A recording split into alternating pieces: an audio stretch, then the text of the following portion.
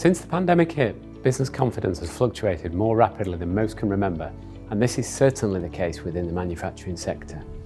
Our survey, run in partnership with Make UK, confirms that the industry continues to have major concerns over input cost inflation, supply chain challenges and staff shortages, all at a time when many have also reported that their cash positions have been significantly weakened.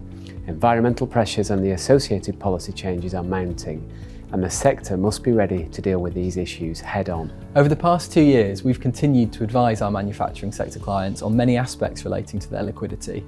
But despite the huge resilience demonstrated by the industry, these have been challenging times. A tipping point for manufacturers is inevitable following such a sustained period in which they've had to absorb additional costs. And it's important that now, as some tentative recovery steps are taken, we assess the financial damage and outline the practical actions that can be taken to mitigate future cash flow risks. It's our hope that in producing this report with Make UK, it will help to articulate the industry's plight to government and other stakeholders, and to safeguard the future of this crucial sector.